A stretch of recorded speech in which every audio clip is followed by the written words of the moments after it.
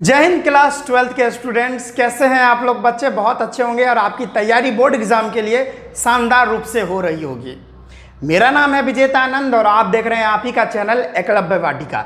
तो आज के इस वीडियो में हम लोग बात करने वाले हैं इम्प्यूरिटी डिफेक्ट के बारे में और नॉन स्टैचोमेट्री डिफेक्ट के बारे में। जैसे डुट्टा ठाटा नहीं ठुट डटा है, ऐसे ऐसे वही ना नॉन स्टैचोमेट्री डिफेक्ट जो है गुटखा खाने वाला ही ना बनाया होगा जी। ठीक है, तो वही चीज़ के बारे में आज हम पढ़ने वाले हैं। तो हेडिंग लगाइएगा पहले इम्प्यूरिटी डिफेक्ट बच्चों, और उसके बाद और ये जो इम्प्यूरिटी डिफेक्ट होता है हम आयोनिक सॉलिड में पढ़ने वाले हैं, क्योंकि हमको इम्प्यूरिटी डिफेक्ट कोवेलेंट सॉलिड में भी पढ़ना होता है। तो भाई हम बार बार एक ही चीज़ को दोबारा क्यों पढ़े? क्योंकि हम लोग इम्प्यूरिटी डिफेक्ट कोवेलेंट सॉलिड में और जब हम लोग सेमीकंडक्टर पढ़ेंगे तब वहाँ पर पढ़ेंगे, तो अगर यहाँ पर पढ़ लेंगे तो फिर वहाँ पर भी पढ़ना पड़ेगा, तो दो बार हो जाएगा। तो क्या है ना कि हम लोग impurity defect in covalent solid हम लोग जब सेमीकंडक्टर पढ़ेंगे, जैसे P type N type semiconductor होता है, और जब भी नॉर्मली अगर सेमीकंडक्टर पढ़ेंगे तो वहीं पर हम लोग उसको डिस्कस कर देंगे। फिलहाल में हम आयोनिक सॉलिड में इम्प्यूरिटी डिफेक्ट पढ़ने वाले हैं। तो आइए शानदार रूप से आज का सेशन स्टार्ट करते हैं, जहां पर हम इम्प्यूरिटी डिफेक्ट और नॉन स्टैचोमेट्रिक डिफेक्ट डिस्कस करने वाले हैं। ठीक है, गुटखा खा के stoichiometric defect, non stoichiometric defect. आइए स्टार्ट करते हैं। तो इम्प्यूरिटी डिफेक्ट क्या होता है भाई? इम्प्यूरिटी डिफेक्ट ऐसा डिफेक्ट होता है जब क्या होता है कि कोई एक क्रिस्टल में से कोई भी एक एटम या कोई आयन बाहर निकल गया और कोई और दूसरे जगह से कोई आयन या कोई एटम उस खाली जगह पर चला आया जहां से कोई एटम बाहर निकला। तो वो जो दूसरे जगह से कोई एक एटम या कोई एक आयन आया तो उस क्रिस्टल के लिए तो क्या हो गया? उस क्रिस्टल के लिए तो इम्प्यूरिटी ही होना हो गया। तो इसीलिए हम इसको इम्प्यूरिटी डिफेक्ट कहते हैं। जब डेफिनेशन देंगे, एग्जाम्पल देंगे तो बहुत अच्छे से समझ में आ ही जाएगा। देखिए क्या होता है कि when an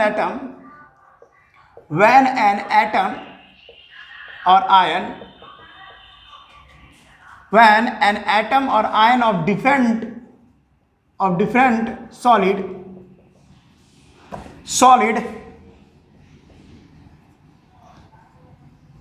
comes and occupies the void or the position of desirable atom और आयन। ठीक है, एटम और एटम बार बार लिख रहे हैं। क्या भाई तू क्या गुंडा बनेगा तू रे?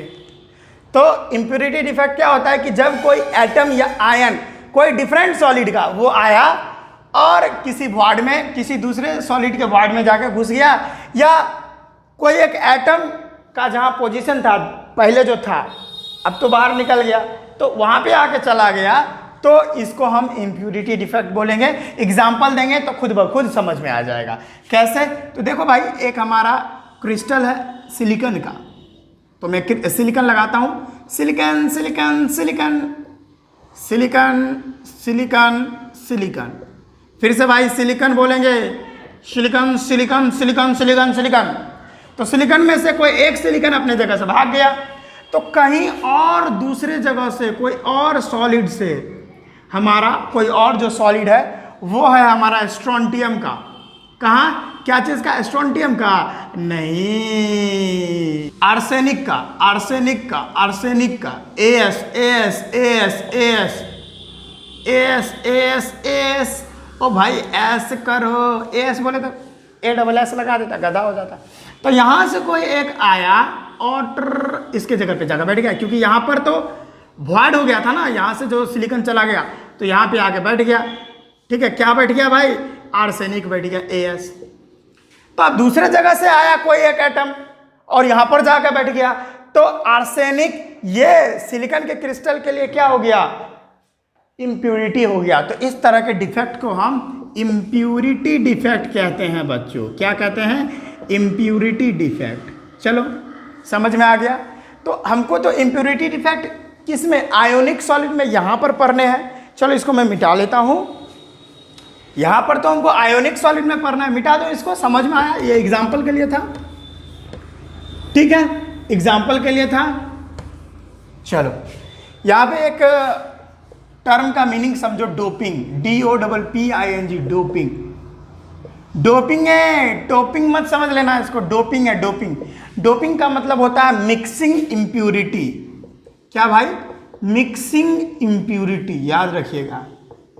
अगर कोई भी सॉलिड में हम कोई और दूसरा एटम मिला रहे हैं तो उसको हम बोलेंगे डोपिंग, यानी मिक्सिंग इम्प्यूरिटी। भाई केमिस्ट्री का मतलब, केमिस्ट्री में इम्प्यूरिटी का मतलब ये नहीं कि गंदा है कुछ चीज़, कीचड़ वगैरह ऐसा कुछ गंदा नहीं। कोई दूसरे सॉलिड में कोई और दूसरे सॉलिड का आइटम मिला रहे हैं तो वो हमारा इम्प्यूरिटी कहलाएगा केमिस्ट्री के भाषा में। ठीक है, चलो भाई इतना बात समझ में आ गया। तो चलो अब हम बात कर लेते हैं आयोनिक सॉलिड में इम्प्यूरिटी, आयोनिक सॉलिड में।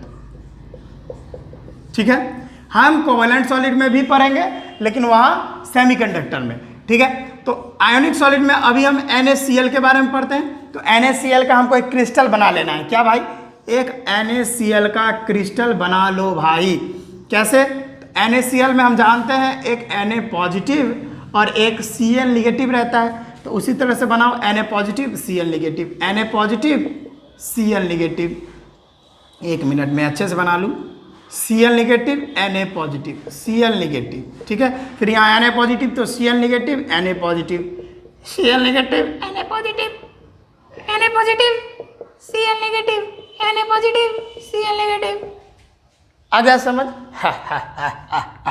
चलिए, तो यहाँ पर आप क्या देख रहे हैं कि Na पॉजिटिव और Cl निगेटिव का रेशियो क्या बन रहा है। Na पॉजिटिव 2, 2, 4, 2, 6 है और यहाँ क्लोरीन भी Cl निगेटिव भी 6 है। तो यहाँ पर स्टोइचियोमेट्रिक रेशियो पर कोई इफेक्ट नहीं पड़ रहा है। तो क्या होगा, कोई एक जगह से, देखो भाई, कोई एक जगह से Na पॉजिटिव हटेगा और कहीं से स्ट्रोंटियम, कहीं से, अब यहाँ से हटा तो यहाँ पर देखो एक वॉइड बन गया और यहाँ पर आके स्ट्रोंटियम आके Sr2+ आके अपना जगह छेक लिया, ऑक्यूपाई कर लिया। हम लोग जानते हैं कि स्ट्रोंटियम पर 2 चार्ज होता है। अब यहाँ पर और एक और बात, आयोनिक सॉलिड में जब हम लोग इम्प्यूरिटी डिफेक्ट को पढ़ रहे होते हैं तो एक बात हमेशा आपको ध्यान में रखना है कि electrical neutrality should be maintained. क्या भाई? Should be maintained. कि आप कुछ भी कर लो, कहीं से भी कोई आइटम हटा लो, लगा दो, कोई प्रॉब्लम नहीं है, लेकिन आपको इलेक्ट्रिकल न्यूट्रलिटी को मेंटेन रखना होगा। उस क्रिस्टल का जो इलेक्ट्रिकल न्यूट्रलिटी होगा वो मेंटेन रखना होगा आपको। तो अभी देखिए इलेक्ट्रिकल न्यूट्रलिटी अभी मेंटेन है नहीं। कितना है पॉजिटिव चार्ज? समझो पॉजिटिव चार्ज कितना है और निगेटिव चार्ज कितना है। देखो पॉजिटिव चार्ज यहाँ पे 1, 2, 4, यहाँ पे 2 है, 4, 1, 5, 6, 7। पॉजिटिव चार्ज 7 और निगेटिव चार्ज अभी 6 है। तो यहाँ पर इलेक्ट्रिकल न्यूट्रलिटी मेंटेन नहीं हुआ। तो इसीलिए इलेक्ट्रिकल न्यूट्रलिटी को मेंटेन करने के लिए यहाँ से एक Na पॉजिटिव को बाहर भागना होगा, तब जाके यहाँ पर भी जो है पॉजिटिव क्या हो जाएगा, 6 हो जाएगा और इलेक्ट्रिकल न्यूट्रलिटी मेंटेन में रहेगी। ठीक है, कोई प्रॉब्लम नहीं होना चाहिए। ठीक है, अब देखिए यहाँ पर Na पॉजिटिव और Cl निगेटिव के रेशियो में क्या अंतर आया हम देख लेते हैं। ठीक है, यहाँ पे 1, 2, 3, 4। अब Na पॉजिटिव और Cl निगेटिव के रेशियो में अंतर देखते हैं क्या है भाई। तो Na पॉजिटिव 1, 2, 3, 4, Na पॉजिटिव 4 हो गया और Cl निगेटिव कितना है भाई? Cl निगेटिव तो कभी निकला ही नहीं, 1, 2, 3, 4, 5, 6। तो यहाँ पर देख रहे हो नॉन स्टोइचियोमेट्री ये शो कर रहा है। मैं अभी बताऊंगा नॉन स्टोइचियोमेट्री क्या होता है, लेकिन इस चीज़ में हमको ये ध्यान में रखना है। यहाँ पर देखिए यहाँ से निकला तो यहाँ भी वॉइड बन गया। तो क्या है कि इलेक्ट्रिकल न्यूट्रलिटी मेंटेन रहना ही चाहिए। अच्छा, इसमें और भी बातें हैं जो आपको ध्यान में रखनी है कि यहाँ पर क्या होता है कि conductivity due to movement of charges, movement of ions लिख दो, movement of ions, conductivity increases. क्या होता है, इसके अंदर जो चार्जेज है यानी आयंस है वो मोशन में रहेंगे। कैसे मोशन में रहेंगे, तो यहाँ पर वॉइड बन गया तो क्लोरीन यहाँ आ जाएगा, फिर ये वॉइड आगे चला जाएगा, फिर Na पॉजिटिव इधर आएगा, वॉइड आगे चला जाएगा। तो यहाँ पर क्या देख रहे हैं, मूवमेंट हो रहा है आयंस का, और आयंस का जो मूवमेंट हो रहा है जिसके वजह से क्या हो रहा है बच्चों कि ये जो आयोनिक सॉलिड होते हैं NaCl वाला जिसमें इम्प्यूरिटी मिल गया, तो जैसे ही इम्प्यूरिटी मिलता है भाई कंडक्टिविटी बढ़ जाती है। कहीं तक यहाँ तक कोई दिक्कत हुआ आपको, नहीं ना हुआ? चलो भाई मज़ा आ गया, तो इसको आप छाप लो। अच्छा, ये सेम चीज़ हमको देखने को मिलता है कैडमियम क्लोराइड में। कैडमियम क्लोराइड का डोपिंग कर दे अगर AgCl के साथ, तो यहाँ भी हमको इम्प्यूरिटी डिफेक्ट देखने को मिलती है। तो कहीं से कोई प्रॉब्लम हुआ क्या, तो इतना ही हम लोगों को पढ़ना था इम्प्यूरिटी डिफेक्ट में। बाकी का जो कोवेलेंट सॉलिड में जो इम्प्यूरिटी डिफेक्ट होता है बच्चों, वो हमको सेमीकंडक्टर में पढ़ना है। तो अगर आप यहाँ तक अगर लिखना चाहते हैं तो लिख लीजिए भाई, लिखना ही तो पड़ेगा, और क्या चाह रहा है भाई, जल्दी से लिखिए। चलिए जल्दी से लिख लीजिए बच्चों इसको, ताकि हम आगे बढ़ेंगे नॉन स्टैचोमेट्री के तरफ। चलिए, आई थिंक आपने इसको लिख लिए होंगे। अब हम इसको मिटाते हैं, अब हम इसको मिटा देते हैं। आई थिंक आप लोगों ने सारी बातों को लिख लिए होंगे, तो हम आगे चलते हैं। चलो भाई, इम्प्यूरिटी डिफेक्ट हमारा कंप्लीट हो गया है। फिर हम नॉन स्टैचोमेट्री डिफेक्ट के तरफ चल रहे हैं। वो जुआ केसरी की तरह गुटखा खा के इधर उधर थूक देता है, सारे ज़मीन को लाल करता फिरता है। एक कहा का न्याय है, धरती माता भी कहती होगी मेरे ऊपर थूक देता है, पूरा लाल लाल कर देता है। बोलो जुआ केसरी। चलिए ठीक है बच्चों, तो देखिए नॉन स्टैचोमेट्रिक डिफेक्ट क्या होता है। तो नॉन स्टैचोमेट्रिक डिफेक्ट में केटाइन और एनाइन का जो रेशियो है वो डिस्टर्ब हो जाएगा। अच्छा, यही चीज़ यही चीज़ स्टैचोमेट्रिक डिफेक्ट में लागू हो रहा था। उसमें केटाइन और एनाइन का रेशियो डिस्टर्ब नहीं हो रहा था। स्टैचोमेट्रिक डिफेक्ट में एसडी बोले तो स्टैचोमेट्रिक डिफेक्ट में केटाइन और एनाइन का जो रेशियो था, मान के चलिए केटाइन अगर 10 था तो एनाइन भी 10 होना चाहिए था, तब वो स्टैचोमेट्रिक डिफेक्ट के श्रेणी में आ रहा था। लेकिन अगर नॉन स्टैचोमेट्रिक डिफेक्ट की बात करें तो केटाइन और एनाइन का जो रेशियो है ना वो डिस्टर्ब हो जाएगा। मान के चलिए अगर यहाँ पे 70 केटाइन है तो यहाँ पे 71 एनाइन हो जाएगा या 69 एनाइन हो जाएंगे। ठीक है, तो ये जो रेशियो है ना ये डिस्टर्ब हो जाएगा। या जो है केटाइन क्या है, केटाइन जो है घट जाएगा, 69 हो जाएगा, ये 70 हो जाएंगे। तो कहीं भी अगर ऐसा हो तो समझ लीजिए, अगर कहीं भी केटाइन और एनाइन के रेशियो में कुछ डिस्टर्बेंस आ जाए, कुछ बदलाव आ जाए, तो समझ लीजिए कि केटाइन और एनाइन का जो रेशियो है अगर बदल गया तो समझ लीजिए यहाँ पर नॉन स्टैचोमेट्रिक डिफेक्ट हो रहा है। समझ में आया बच्चों? लेकिन एक चीज़ बहुत अच्छी बात है जो आपको ध्यान में रखनी है कि कुछ भी हो जाए, चाहे केटाइन और एनाइन का रेशियो बदल दो, आप कुछ भी कर दो, केटाइन और एनाइन का रेशियो बराबर ना हो, लेकिन एक चीज़ जो है जो बराबर रहनी चाहिए, that is electrical neutrality maintain रहनी चाहिए।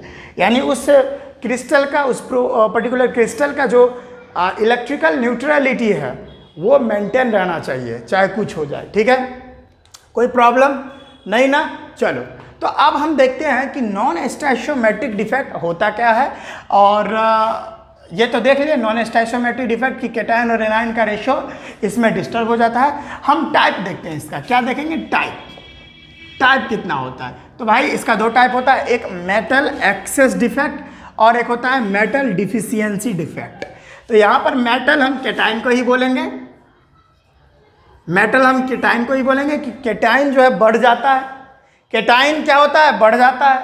मेटल बढ़ जाना बोले तो केटाइन बढ़ जाना, क्योंकि मेटल ही अगर इलेक्ट्रॉन लॉस करता है तो वो केटाइन बनता है। तो अगर मेटल बढ़ जाएगा यानी केटाइन बढ़ रहा है।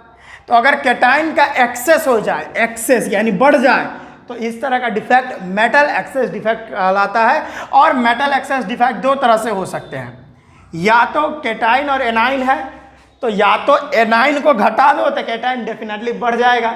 समझ रहे हो? जैसे मैं बता रहा हूँ, देखो बच्चों, आप यह देखो, ये Na positive Cl negative, Na positive Cl negative, ठीक है। यहाँ पर क्या हो रहा है, यहाँ पर Na पॉजिटिव 2 है और Cl नेगेटिव भी 2 है। अगर डेफिनेटली आप अगर Cl नेगेटिव को हटा दो तो यहाँ पर Na पॉजिटिव क्या हो जाएगा, 2 हो जाएगा और Cl नेगेटिव 1 हो जाएगा। तो डेफिनेटली यहाँ पर क्या हुआ है, Na पॉजिटिव बढ़ गया है, यानी मेटल बढ़ गया है। तो क्या हुआ, मेटल एक्सेस में आ गया, यानी केटाइन एक्सेस में आ गया। तो आप एनाइन का वैकेंसी करवा के एनाइन को उसके जगह से हटा के भी मेटल को बढ़ा सकते हो, यानी केटाइन को बढ़ा सकते हो। तो एक तो ये तरीका है, और एक इंटरस्टिनल केटाइन है, इंटरस्टेशियल केटाइन है। इंटरस्टेशियल केटाइन कहने का मतलब है कि जैसे देखो आप कि जैसे Na पॉजिटिव, ये रहा Cl नेगेटिव, ये रहा Na पॉजिटिव, ये रहा Cl negative, Na positive, Cl negative, Na positive, Cl negative, Na positive. अब ये जो जगह है यही तो है इंटरस्टिशियल स्पेस। क्या है, इंटरस्टिशियल स्पेस, यही तो है। और इस इंटरस्टिशियल स्पेस में अगर दूसरा केटाइन जाके घुस जाए ना, दूसरा केटाइन जाके Na पॉजिटिव जाके घुस जाए तो डेफिनेटली यहाँ भी मेटल का एक्सेस हो रहा है, केटाइन का एक्सेस हो रहा है। तो इस तरह के डिफेक्ट को भी हम मेटल एक्सेस डिफेक्ट बोलेंगे, जो कि नॉन स्टैचोमेट्री का ही एक पार्ट है। समझ में आया? या तो अब मेटल एक्सेस कैसे हो सकता है, या तो एनाइन को हटा दो तो मेटल ऑटोमेटिक बढ़ जाएगा, और इंटरस्टिशियल केटाइन या तो कहीं और से केटाइन लेके उस इंटरस्टिशियल स्पेस में जाकर घुसा दो तो डेफिनेटली मेटल एक्सेस में आ जाएंगे। तो 2 तरीके से मेटल एक्सेस में आ सकते हैं। तो ये बातें हमको पढ़नी है। मैं इसको मिटा दूं, चलो भाई मिटाता हूं। फिर हम मेटल डिफिशियंसी डिफेक्ट के बारे में बताते हैं कि मेटल डिफिशियंसी डिफेक्ट क्या है। मेटल का यानी केटाइन का डिफिशियंसी हो जाए, यानी लॉस हो जाए। यहाँ पर जो केटाइन है उसका क्या हो जाएगा, लॉस हो जाएगा, जिसके वजह से हम कहते हैं, अब केटाइन को मेटल ही बोल सकते हैं एक तरह से, क्योंकि यह मेटल से ही तो केटाइन बन रहा है ना। लॉस होता है जब मेटल में इलेक्ट्रॉन का, तब केटाइन बनता है। तो उसको मेटल डिफिशियंसी बोलते हैं, क्योंकि मेटल का लॉस हो गया। ठीक है, तो सारी बातों को हम डिस्कस करेंगे। पहले अगर आप इतना आप छापना चाहते हैं तो जल्दी से छापें, ताकि सारी बातों को मैं आगे और ले चलूँ। ठीक है, पहले हम एनाइन वैकेंसी पढ़ेंगे, ठीक है, फिर इंटरस्टेशियल केटाइन पढ़ेंगे, फिर मेटल डिफिशियंसी डिफेक्ट पढ़ेंगे। तो बारी बारी से सब कुछ पढ़ने वाले हैं, इतना आप जल्दी से नोट करिएगा, जल्दी से नोट कर लीजिए। चलिए एनाइन वैकेंसी के ऊपर प्रकाश डालते हैं टॉर्च लेके। अरे नहीं भाई, टॉर्च लेके नहीं जान लाना है हम लोग, ठीक है, उसके ऊपर गहन अध्ययन करना है हम लोग को, उसको बारे में समझना है। अब कुछ लड़के ऐसे होंगे जो टॉर्च मारने लगेंगे, अरे भाई ऐसा नहीं करना, ठीक है, वो तो बस मजाक करता हूँ ताकि क्लास में आप बोर ना हो। चलो देखो भाई, अब एनाइन वैकेंसी क्या होता है, चलो समझना भाई। A9 vacancy, A9 vacancy, what is A9 vacancy. देखो, जब एनाइन को हटा दो अपने जगह से, उसके जगह से, तो एनाइन वैकेंसी हो जाएगा। नॉर्मली क्या है कि एक क्रिस्टल हो NaCl का, क्या होगा इसमें, Na positive, Cl negative, Na positive, Cl, ऐसे बड़ा ले लेता हूँ मैं, थोड़ा और बड़ा ले लेता हूँ ताकि और सही से आ जाएगा सब कुछ। Cl नेगेटिव, ठीक है, ये हो गया। अब देखो Cl नेगेटिव तो Na पॉजिटिव, Cl नेगेटिव तो Na पॉजिटिव, यहाँ पे Na पॉजिटिव तो Cl नेगेटिव, Na पॉजिटिव तो Cl नेगेटिव। चलो अब क्या है, ये हमारा एक क्रिस्टल है, किसका, NaCl का क्रिस्टल है। ये भाई किसका क्रिस्टल है, ये NaCl। अब यहाँ पर आपको करना क्या है, आप वेपर फॉर्म में, क्या भाई, आप वेपर फॉर्म में सोडियम पास करवा दो। वेपर फॉर्म में सोडियम जो है, वेपर फॉर्म में भी हम लोग को अवेलेबल होता है, ठीक है। तो यहाँ पर सोडियम जो है, sodium sodium sodium sodium sodium, sodium जो है यहाँ पर वेपर फॉर्म में आप पास करवा दो, वेपर फॉर्म में। यहाँ पे सोडियम में का जो है वेपर फॉर्म में यहाँ पर हम लोग पास करवाए इस क्रिस्टल से। तो क्या हुआ यहाँ पर, इसको मिटाता हूँ, क्या हुआ यहाँ पर कि ये जो वेपर फॉर्म में हमारा सोडियम आया, ठीक है, तो सोडियम क्या किया, सोडियम यहाँ क्या किया, एक इलेक्ट्रॉन को लॉस किया और Na पॉजिटिव बना दिया, ठीक है, क्या बना दिया, Na पॉजिटिव बना दिया। और हमारा ये जो Na पॉजिटिव है, देख रहे हो, ये हमारा जो Na पॉजिटिव है वो क्या करेगा, यहाँ से इस वाले Cl निगेटिव के साथ मिल जाएगा, क्योंकि वो अट्रैक्ट कर सकता है ना, क्योंकि ये Na पॉजिटिव है, यानी इसके पास पॉजिटिव चार्ज है, यहाँ वाले Cl माइनस को जब खींच के बाहर निकाल लेगा, तो यहाँ से इसको खींच लिया और ये Na पॉजिटिव ये वाले Cl को अपने साथ ले गया और बना दिया NaCl, Na पॉजिटिव और Cl निगेटिव। अब समझो भाई, यहाँ पर तो खाली जगह हो गया, यहाँ पर तो खाली जगह हो गया, क्योंकि Cl नेगेटिव अपने जगह से बाहर चला गया। तो यहाँ पर जो एक इलेक्ट्रॉन जो वो लॉस किया था वह खाली जगह पे आ गया, क्योंकि हम लोग को पता है कि एनाइन वैकेंसी या हम लोग नॉन स्टाइचोमेट्रिक डिफेक्ट पढ़ रहे हैं, इसमें भाई आप कुछ भी कर लो, लेकिन हमारा जो इलेक्ट्रिकल न्यूट्रलिटी है, जो हमारा इलेक्ट्रिकल न्यूट्रलिटी है वो मेंटेन रहना चाहिए। क्या रहना चाहिए, मेंटेन रहना चाहिए। तो वही बात तो हमको करना है कि कुछ कर लो भाई, इलेक्ट्रिकल न्यूट्रलिटी तो बराबर रहना चाहिए, जितना पॉजिटिव चार्ज रहना चाहिए उतना ही नेगेटिव चार्ज रहना चाहिए, चाहे आप कुछ कर लो। स्टाइचोमेट्रिक को चेंज कर लो। अब डेफिनेटली नॉन स्टाइचोमेट्रिक पढ़ रहे हैं तो जो केटाइन और एनाइन का रेशियो होगा वो तो बदलेगा ही बदलेगा, वो तो बराबर रहना ही नहीं है, वो तो बराबर स्टाइचोमेट्रिक डिफेक्ट में होता था, ठीक है। तो यहाँ पर इलेक्ट्रिकल न्यूट्रलिटी मेंटेन होनी चाहिए। तो अगर आप देखो क्या इलेक्ट्रिकल न्यूट्रलिटी मेंटेन है, क्योंकि यहाँ से अगर एनाइन बाहर निकला था, तो अगर आप बात करो पॉजिटिव और निगेटिव चार्ज के बारे में, तो कितना कितना था, पहले था पॉजिटिव 1 2, यहाँ पे पहले पॉजिटिव था। अब पहले का छोड़ो, अभी का देखते हैं। 1 2 3 4 5 6, पॉजिटिव 6 है, निगेटिव कितना है 1 2, देखो इलेक्ट्रॉन पर भी निगेटिव चार्ज, तो 1 2 3 4 5 6। तो देख रहे हो इलेक्ट्रिकल न्यूट्रलिटी पूरी तरह से मेंटेन है, पॉजिटिव 6 निगेटिव 6, तो इलेक्ट्रिकल न्यूट्रलिटी पूरी तरह से मेंटेन है। लेकिन स्टाइचोमेट्री देखते हैं भाई, स्टाइचोमेट्रिक रेशियो जो है वो बराबर है कि नहीं है, वो हम नॉन स्टाइचोमेट्री पढ़ रहे हैं, तो डेफिनेटली स्टाइचोमेट्री बराबर होगी ही नहीं, रेशियो जो है वो बराबर नहीं होगा। देख लेते हैं भाई, यहाँ पे देखो Na पॉजिटिव और Cl नेगेटिव का रेशियो क्या बनेगा, Na पॉजिटिव कितना है 1 2 3 4 5 6, और Cl नेगेटिव कितना है भाई, वो एक तो ले गया, एक तो Na पॉजिटिव यहाँ से ले गया वेपर फॉर्म में जो पास करवाए, तो यहाँ पे डेफिनेटली ये 5 हो जाएगा। तो ये देखिए स्टाइचोमेट्रिक रेशियो बराबर नहीं है, तो ये नॉन स्टाइचोमेट्री शो कर रहा है, और वो भी तो पढ़ ही रहे हैं, तो आपको पता चल ही रहा होगा, तो मज़ा आ रहा होगा। आई थिंक ये सारी बातें आपको समझ में आ रही होंगी। आप अगर कहीं से अगर कोई दिक्कत है तो आप बता सकते हैं, ठीक है बच्चों। अच्छा, अब यहाँ से वेपर फॉर्म में पास करवा, इलेक्ट्रिकल न्यूट्रलिटी मेंटेन हो गई। तो यहाँ पर क्या है ना कि जैसे एक इलेक्ट्रॉन आ गया, तो ड्यू टू फ्री इलेक्ट्रॉन, देख रहे हैं ना, फ्री इलेक्ट्रॉन आ गया ना, देख रहे हैं, due to free electron conductivity, electrical conductivity, क्या भाई, electrical conductivity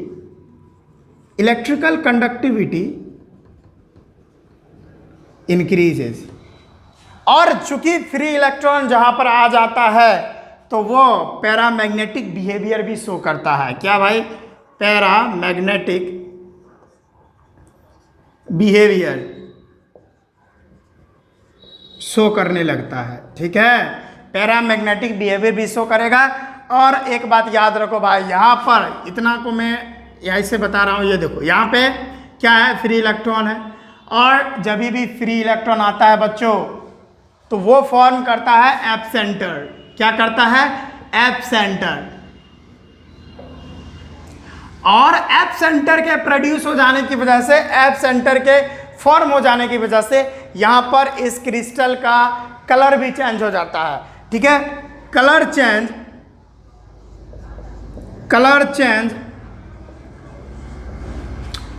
due to creation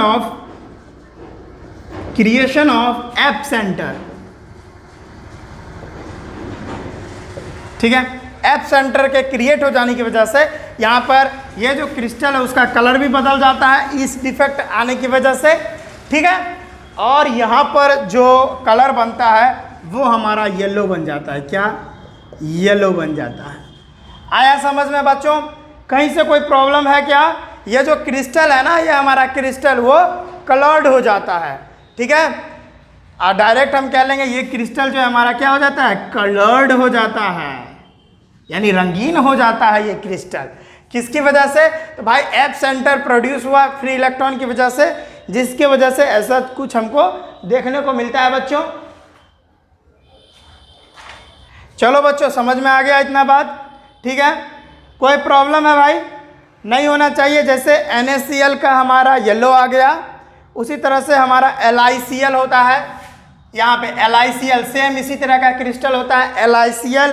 उसके बाद KCl, ये LiCl में फ्री इलेक्ट्रॉन रहेगा तो ये पिंक हो जाएगा, और एक हमारा जो है भाई वो हमारा वॉयलेट हो जाता है।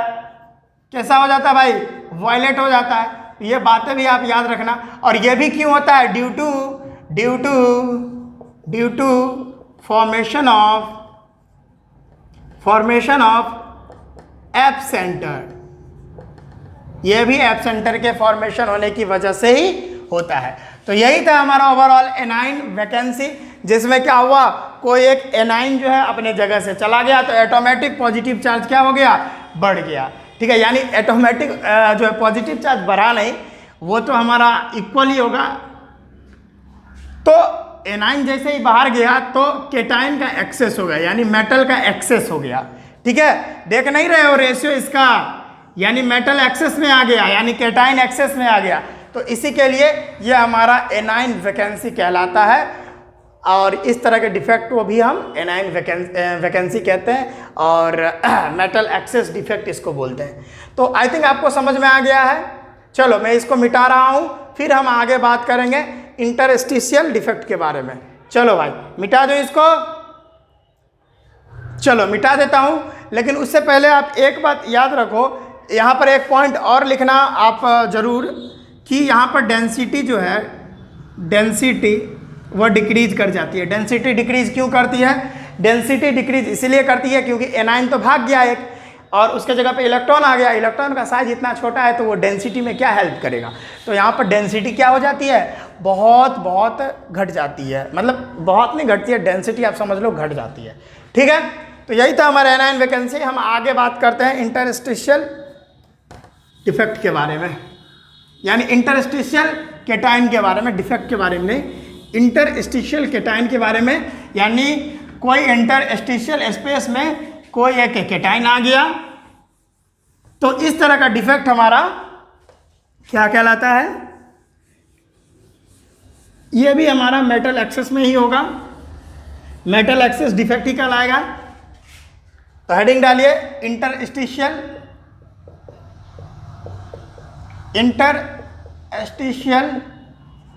केटाइन। ठीक है, क्या है भाई? जब कोई केटाइन इंटरस्टिशियल स्पेस में आ जाए, ठीक है, तब हम इसको नाम देते हैं इंटरस्टिशियल केटाइन। यानी इंटरस्टिशियल पोजीशन पर केटाइन आ जाए तो वो हमारा हो जाता है क्या भाई साहब? Interstitial cation. और ये भी मेटल एक्सेस डिफेक्ट में ही आएगा। जैसे हम ZNO का एग्जांपल लेते हैं, इसमें एग्जांपल बहुत इंपॉर्टेंट है। ZNO हम लोग जानते हैं, ZNO में Zn2+ आयन रहता है, और उसके साथ साथ O2 negative die negative ion रहता है प्रेजेंट। अब एक क्रिस्टल लेते हैं, इसका एक क्रिस्टल लेते हैं जिसमें हमारा क्या होगा? Zn2 पॉजिटिव, फिर क्या होगा? O2 negative, Zn2 positive O2 negative, फिर से वही Zn में इसका क्रिस्टल बना लेता हूँ ताकि बातें बढ़िया से समझ में आ जाए। Zn2 positive O2 negative, Zn2 positive O2 negative. ठीक है, एक मिनट भाई। Zn2 positive O2 negative, Zn2 positive O2 negative, फिर यहाँ Zn2 positive O2 negative, Zn2 positive O2 negative. ठीक है, मैं बराबर जगह छोड़ा हूँ तब तो पता चला इंटरस्टिशियल स्पेस। अब क्या है, यहाँ पर कहीं से Zn2 प्लस आ जाए, ठीक है, कहीं से Zn2 पॉजिटिव आ जाए। अब Zn2 पॉजिटिव आ जाए तो क्या है भाई, Zn2 पॉजिटिव आएगा तो ये Zn2 पॉजिटिव कैसे आएगा, तो एक्चुअल में तो ये Zn ही आएगा, कहीं से जिंक का ही एटम आएगा। तो भाई पहले ये जिंक था ना, तो अब जैसे ही 2 इलेक्ट्रॉन लॉस करेगा अपना, ये क्या करेगा, 2 इलेक्ट्रॉन लॉस करेगा, 1 इलेक्ट्रॉन यहाँ, 1 इलेक्ट्रॉन यहाँ, ठीक है, और यहाँ पर तब जाके Zn2 पॉजिटिव बनेगा। ठीक है, अरे समझो ना, आपकी कहीं से अगर कोई एटम आएगा तो वो एटम के फॉर्म में आएगा, इसके अंदर जाएगा तो वो एटम जैसे ही 2 इलेक्ट्रॉन लॉस करेगा तो ये 2 पॉजिटिव में कन्वर्ट हो जाएगा। ठीक है, क्योंकि हम लोग जानते हैं कि अगर जिंक है, अगर 2 इलेक्ट्रॉन माइनस करे, लॉस करे तो Zn2 पॉजिटिव बनाता है, तो ये 2 इलेक्ट्रॉन जाएगा कहाँ, तो इसी में आ जाएगा। ठीक है, और हम लोग जानते हैं कि इलेक्ट्रिकल न्यूट्रलिटी जो है वो बरकरार रहना चाहिए, तो यहाँ पर इस केस में भी इलेक्ट्रिकल न्यूट्रलिटी जो होती है, इलेक्ट्रिकल न्यूट्रलिटी जो होती है वो क्या होती है, डिस्टर्ब नहीं होती है, इलेक्ट्रिकल न्यूट्रलिटी मेंटेन रहती है यहाँ पर भी, क्योंकि डेफिनेशन सही पढ़े थे, नॉन स्टैचोमेट्रिक का डेफिनेशन सही कि इलेक्ट्रिकल न्यूट्रलिटी बराबर होनी चाहिए, मेंटेन होनी चाहिए। क्यों, क्योंकि जैसे 2 इलेक्ट्रॉन आ गया यहाँ पे, जिसके वजह से इलेक्ट्रिकल न्यूट्रलिटी बराबर हो गई।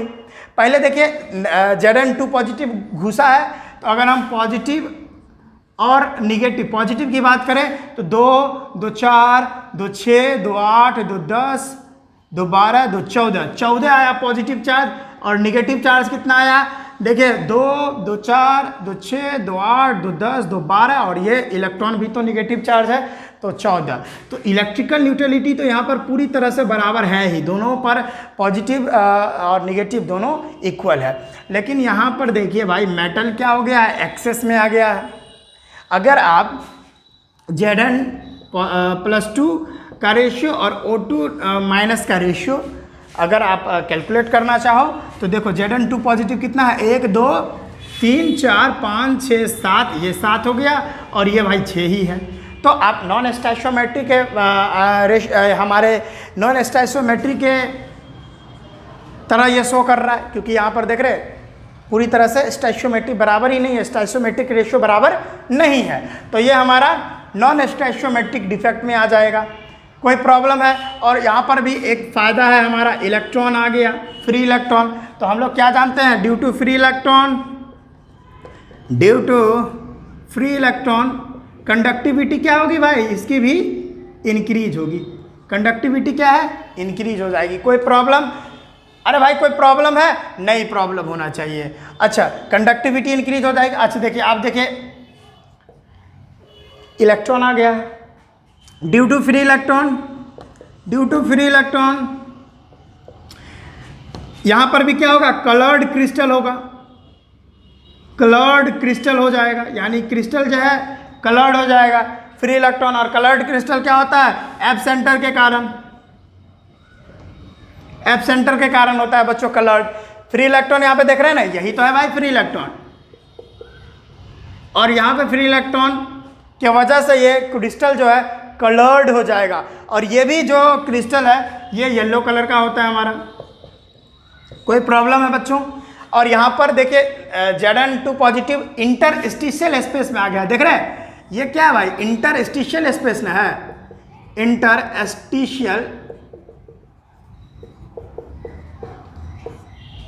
इंटरस्टिशियल स्पेस में Zn2 पॉजिटिव घुस गया है, जिसके वजह से इसका डेंसिटी भी क्या हो गया है, इंक्रीज हो गया। तो हम क्या बोलेंगे भाई, इसका डेंसिटी जो है इंक्रीज हो गया। क्यों? क्योंकि Zn2 पॉजिटिव इंटरस्टिशियल स्पेस में जाकर घुस गया है, जिसके वजह से भाई क्या हुआ है कि इसका जो डेंसिटी है वो थोड़ा बढ़ गया है। एक और बात मैं आपको डिस्कस करना चाहूँगा कि इसका जो फ्री इलेक्ट्रॉन है, और फ्री इलेक्ट्रॉन होने की वजह से पैरामैग्नेटिक बिहेवियर भी दिखाई देने लगता है। तो क्या लिखूँ मैं, पैरामैग्नेटिक बिहेवियर जो है वो भी हमको देखने को मिलते हैं। ठीक है, पैरामैग्नेटिक बिहेवियर भी सीन होता है, फ्री इलेक्ट्रॉन में पैरामैग्नेटिक बिहेवियर देखने को मिलता है। तो यही था हमारा इंटरस्टिशियल केटाइन, जिसमें केटाइन की मात्रा बढ़ जाती है। यह भी मेटल एक्सेस डिफेक्ट में ही आता है और इसमें इलेक्ट्रिकल न्यूट्रलिटी मेंटेन रहती है पूरी तरीके से। देख रहे हैं, इलेक्ट्रिकल न्यूट्रलिटी मेंटेन रहती है, लेकिन यहाँ पर जो केटाइन और एनाइन का रेशियो है उसमें डिस्टर्बेंस आ जाती है। ठीक है, नॉन स्टोइकियोमेट्री में तो हमको यही चीज़ के बारे में पढ़ना ही है कि केटाइन और एनाइन के रेशियो में डिस्टर्बेंस आ जाएगा। यही हमारा नॉन स्टोइकियोमेट्रिक डिफेक्ट है, जिसमें अगर केटाइन और एनाइन के रेशियो में बदलाव नहीं आ रहा था वो तो हमारा स्टोइकियोमेट्रिक डिफेक्ट कहला रहा था। कोई प्रॉब्लम है बच्चों? नहीं होना चाहिए। अब हम इसको मिटाते हैं और हम आगे बढ़ते हैं मेटल डिफिशियंसी डिफेक्ट की तरफ। आई थिंक आपने इसको लिख लिए होंगे। अब हम आगे बढ़ते हैं मेटल डिफिशियंसी डिफेक्ट के बारे में। उसमें हम न्यूमेरिकल भी देखने वाले हैं। ठीक है, हमारा न्यूमेरिकल पोर्शन भी है हमारा। ठीक है, हम यहाँ पे एक ही न्यूमेरिकल करवाएंगे। जब हम एनसीईआरटी का सोल्यूशन करवाएंगे तो वहाँ 2-3 न्यूमेरिकल इस कंसेप्ट पे मेटल डिफिशियंसी डिफेक्ट पर 2-3 न्यूमेरिकल हम वहाँ पर करवा देंगे। ठीक है बच्चों, जो क्वेश्चन बहुत इंपॉर्टेंट होगा आपको बोर्ड के लिए, आपके जेईई और नीट के लिए भी। तो देखिए, अब हम बात करते हैं मेटल डिफिशियंसी डिफेक्ट। क्या भाई? Metal deficiency defect. Metal deficiency defect में क्या होता है कि केटाइन की क्या हो जाए, डिफिशियंसी हो जाए। क्या हो जाए? डिफिशियंसी हो जाए। डिफिशियंसी की स्पेलिंग गलत हो तो आप सही कर लेना। तो केटाइन की डिफिशियंसी हो जाए यानी केटाइन घट जाए, यानी मेटल घट जाए। अरे मेटल से ही तो केटाइन बनता है। ठीक है, तो ज़्यादातर हमारा ये मेटल डिफिशियंसी डिफेक्ट हमको उसमें देखा जाता है। किस में देखा जाता है भाई? या वेरिएबल वैलेंसी। वैसा मेटल या वैसा मेटल, हाँ वैसा मेटल जिसके पास वेरिएबल वैलेंसी हो। कहाँ देखने को मिलता है? कि वहाँ पर देखने को मिलता है जहाँ पर वेरिएबल वैलेंसी हो। जैसे हमारा एग्जाम्पल है Fe। तो Fe जो है दो तरह के आयन बना सकते हैं, एक Fe2 पॉजिटिव और एक Fe3 पॉजिटिव। यहाँ पे इसका ऑक्सीडेशन स्टेट +2 हो जाता है और यहाँ पे इसका ऑक्सीडेशन स्टेट +3 हो जाता है। तो यहाँ पर हमको देखने को मिलता है मेटल डिफिशियंसी डिफेक्ट। तो हम क्या करेंगे बच्चों, यहाँ पर हम एक चीज़ आपको बता रहे हैं कि यहाँ पर हम एक क्रिस्टल ले रहे हैं, किस चीज़ का? FeO का। किसका भाई? हम यहाँ पर एक क्रिस्टल ले रहे हैं FeO का, और हम लोग जानते हैं FeO पर Fe2 पॉजिटिव चार्ज और क्या होता है? O2 निगेटिव चार्ज रहता है। तो ये सारा आयंस हम इसमें अरेंज कर रहे हैं और देखिए क्या होता है, क्या चीज़ हमको देखने को मिलता है? Fe2 positive O2 negative, Fe2 positive O2 negative, फिर से हमारा O2 negative Fe2 positive, O2 negative Fe2 positive, Fe2 positive O2 negative, Fe2 positive O2 negative. आया समझ? कोई प्रॉब्लम नहीं। अब यहाँ पर भी कुछ भी कर लो आप, इलेक्ट्रिकल न्यूट्रलिटी जो है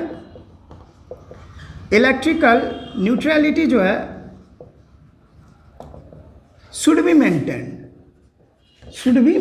इलेक्ट्रिकल न्यूट्रलिटी मेंटेन रहना ही चाहिए, ये आप याद कर लीजिए। डेफिनेशन में ही पढ़े थे नॉन स्टोइकियोमेट्रिक डिफेक्ट के डेफिनेशन में ही कि इलेक्ट्रिकल न्यूट्रलिटी मेंटेन रहना ही चाहिए। अब यहाँ पर Fe और Fe2 पॉजिटिव और O2 निगेटिव का रेशियो देखिए, 1 2 3 4 5 6, ये भी 6 और ये भी 6। ये तो अभी बराबर है भाई, ये तो अभी बराबर है। तो क्या होगा समझो भाई, क्या होगा? यहाँ पर क्या करवाना है हमको? मेटल में डिफिशियंसी करवाना है। तो यहाँ से हमको क्या करना है? ये Fe2 positive charge, Fe2 positive charge और यहाँ से Fe2 पॉजिटिव चार्ज। यहाँ पर तीन मैंने Fe2 पॉजिटिव गायब कर दिया। क्या? 3 Fe2 पॉजिटिव गायब किया। अब देखिए 3 Fe2 पॉजिटिव ना गायब कर दिया। और ऐसा करने के बाद हमको इलेक्ट्रिकल न्यूट्रलिटी भी मेंटेन चाहिए। तो हमको क्या करना है कि हायर वैलेंसी वाला आयन हमको ले लेना है, क्योंकि हायर वैलेंसी वाला है ना ये, इसका ऑक्सीडेशन, ओ भैया कहाँ उड़ रहा है तू, इसका जो ऑक्सीडेशन स्टेट है वो कितना है +3, ये वाला हमको ले लेना है और यहाँ पे डाल देना है जाके, यहाँ पे Fe3 पॉजिटिव और यहाँ पे Fe3 पॉजिटिव। क्या हुआ जिसके वजह से, और यहाँ पर तो वॉइड आ गया खाली जगह, तो यहाँ पर तो डिफेक्ट हो जाएगा, मेटल डिफिशियंसी डिफेक्ट, यहाँ पर मेटल घट गया, लेकिन इलेक्ट्रिकल न्यूट्रलिटी मेंटेन है। कैसे? चार्ज गिनो, पॉजिटिव और निगेटिव चार्ज गिनो, पॉजिटिव एंड निगेटिव। पॉजिटिव है 3 3 6, 6 2 8, 2 10, 2 12, और निगेटिव 2 2 4, 2 6, 2 8, 2 10, 2 12, यानी पॉजिटिव भी 12, निगेटिव भी 12। तो इलेक्ट्रिकल न्यूट्रलिटी तो मेंटेन है पूरी तरह से। लेकिन अगर हम बात करें Fe2 पॉजिटिव, या डायरेक्ट हम बात करें Fe और O का रेशियो निकालें, तो हमारा कितना है भाई, 1 2 3 4 5, ये तो हमारा Fe2 पॉजिटिव क्या है और Fe2 निगेटिव क्या है, तो ये हमारा 1 2 3 4, ये तो 5 आ जाएगा और ये हमारा 6 आ जाएगा, तो ये रेशियो गड़बड़ हो गई। हाँ, अगर इसमें हम बात करें कि Fe3 positive ratio Fe2 positive ratio O2 negative का रेशियो क्या होगा, तो ये Fe2 पॉजिटिव में हम लोगों ने 2 डाला है, यहाँ पे देख रहे हैं 2 डाला है, तो 2 रेशियो, और ये रेशियो कितना है 2 पॉजिटिव वाला 1 2 3, ये 3 रेशियो, और 2 निगेटिव का ये क्या है 6 ही होगा ना, तो 6, इसका रेशियो तो 2:3:6 आ रहा है। लेकिन अगर हम बात करें तो यहाँ पर जो है मेटल यानी कैटायन घट गया है, इसी के लिए इसको मेटल डिफिशियंसी डिफेक्ट कहते हैं। देख रहे हैं ना, यहाँ पर मेटल घट गया, एक वॉइड आ गया जिसके वजह से मेटल का डिफिशियंसी हो गया है, मेटल घट गया है। कहीं से आपको यहाँ तक दिक्कत नहीं आना चाहिए। अगर आप इसको लिखना चाहते हैं तो जल्दी लिख लीजिए, लेकिन इसके लिए इलेक्ट्रिकल न्यूट्रलिटी भाई मेंटेन रहनी चाहिए, ठीक है। और इस पर न्यूमेरिकल भी बनते हैं, तो भाई न्यूमेरिकल भी सॉल्व करवाता हूँ। आप जल्दी से इसको नोट करना चाहेंगे, जल्दी से नोट कर लिए हैं? अरे भाई नोट कर लिए ना, तो चलिए हम इसको मिटाते हैं और न्यूमेरिकल करते हैं भाई, ठीक है। न्यूमेरिकल कर रहे हैं, इसको मिटा के इस पर एक न्यूमेरिकल कर रहे हैं। बाकी का न्यूमेरिकल जब हम लोग एनसीईआरटी क्वेश्चन करेंगे तब यहाँ पर हम न्यूमेरिकल बढ़िया से देखने वाले हैं। टेंशन मत लीजिए न्यूमेरिकल का, वो टेंशन आप मेरे पर छोड़ दीजिए, ठीक है। वैसे टेक्स्ट बुक में न्यूमेरिकल दिए गए हैं, तो आपका मन है तो आप वहाँ से कर सकते हैं। वीडियो लंबा हो गया है, इसी के लिए यहाँ पर एक न्यूमेरिकल अब आपको बता देते हैं, इस तरह से बनता है। जैसे आपको क्वेश्चन आएगा कि Fe आपको दिया है, Fe जो है 0.96 और O जो है ऐसे दिया है, इस तरह से आपको दे रखा है क्वेश्चन में। और यहाँ पर कह रहा है कि भाई Fe2 पॉजिटिव कितना है ये निकाल लो। या आपसे पूछ देगा Fe3 पॉजिटिव कितना है ये निकाल दो, ठीक है। या आपसे पूछ लेगा Fe2 पॉजिटिव और Fe3 पॉजिटिव का रेशियो निकाल लो, ठीक है। समझ में आ रहा है? नहीं तो आपसे पूछेगा Fe3 पॉजिटिव का परसेंटेज निकालो कितना है। इस तरह से क्वेश्चन पूछ सकते हैं। अब यहाँ पर आप समझ में नहीं आ रहा है Fe 0.96 क्या है, तो इसको क्या करो, अरे भाई 0.96 है ना, तो इसको पॉइंट उड़ाओ और 100 लगाओ, ठीक है। और इसको 100 से मल्टीप्लाई करो तो क्या हो जाएगा 96 हो जाएगा। तो हम इसको ओवरऑल Fe को हम यहाँ पर 96 मान लेते हैं और O कुछ नहीं है, तो डेफिनेटली O से तो कम ही होगा Fe, ठीक है। समझ में आ रहा है ना। अब यहाँ पर आपको ये Fe2 पॉजिटिव और Fe3 पॉजिटिव का रेशियो निकालना है। अब कैसे निकालोगे रेशियो, आप खुद से एक बार ट्राई करो, उसके बाद मैं बता रहा हूँ। ट्राई कर लो, बताऊं तो देखो ये Fe जो है यहाँ पर, इसमें दो तरह के आयंस प्रेजेंट होंगे, एक Fe3 पॉजिटिव और एक Fe2 पॉजिटिव, ठीक है। एक Fe3 पॉजिटिव चार्ज और एक Fe2 पॉजिटिव चार्ज। अच्छा, और हम ये Fe3 पॉजिटिव को 96 - x मान सकते हैं, ठीक है। अरे कोई प्रॉब्लम है क्या? अरे कहीं कोई प्रॉब्लम है तो बताओ भाई मेरे को। यहाँ पर हम x माने हैं, यानी 96 - x, तो इसको x मान लेते हैं। ठीक है, 96 में ही से तो Fe2 पॉजिटिव होगा और Fe3 पॉजिटिव होगा। कोई प्रॉब्लम है क्या? और यहाँ पर x की वैल्यूज निकाल दो, हमारा यहाँ पर क्वेश्चन बन जाएगा। कोई प्रॉब्लम है क्या? अरे भाई कहीं से कोई अगर प्रॉब्लम है तो मेरे को बताओ, ठीक है बच्चों? अरे कोई प्रॉब्लम है क्या? नहीं ना। तो यहाँ पर हमारा जो Fe3 पॉजिटिव है तो वो पॉजिटिव 3 और क्या है 96 माइनस x हो जाएगा, और यहाँ पर Fe2 पॉजिटिव है तो पॉजिटिव 2x हो जाएगा। ठीक है बच्चों, और बराबर क्या हो जाएगा? अब बराबर क्या हो जाएगा बताओ? अच्छा बराबर कैसे होगा ये बताओ आप मेरे को, कि ये बराबर हमको कैसे पता चलेगा? यानी ये जो चार्जेज हैं बच्चों ये कितने हैं, टोटल चार्जेज हैं कितने, यानी पॉजिटिव और निगेटिव चार्ज कितना है, पॉजिटिव एंड निगेटिव चार्ज यहाँ पे हैं कितने, ये आपको बताना है बच्चों। अगर हम पता करना चाहें कि यहाँ पर पॉजिटिव और नेगेटिव चार्ज कितना है तो आपको बताया था चाहे कुछ भी हो जाए हमारा पॉजिटिव और नेगेटिव चार्ज दोनों इक्वल रहना चाहिए, यानी इलेक्ट्रिकल न्यूट्रलिटी मेंटेन रहना चाहिए, जिसके वजह से यहाँ पर ओ देखो ये 0.96 है, यानी अगर 96 है और ये अगर 1 है तो अगर मान के चलिए ये 100 है, मान लेते हैं अगर ऑक्सीजन 100 है तो इस पर एक 100 पे याद रखिए, अगर ऑक्सीजन 100 है तो 100 × 2 करना होगा, क्योंकि एक ऑक्सीजन पर 2 माइनस चार्ज होता है। तो अगर निगेटिव अगर 200 है, माइनस का निगेटिव 200 है तो पॉजिटिव क्या होगा, प्लस का 200 होगा। यह बात तो आपको ध्यान में रखनी चाहिए। तो यहाँ पर हम क्या लिख देंगे 200, समझ में है, यहाँ पे 200। अब x की वैल्यूज आप निकाल लो, ठीक है बच्चों। 96 3 जा क्या होगा 288 माइनस 3x, ठीक है।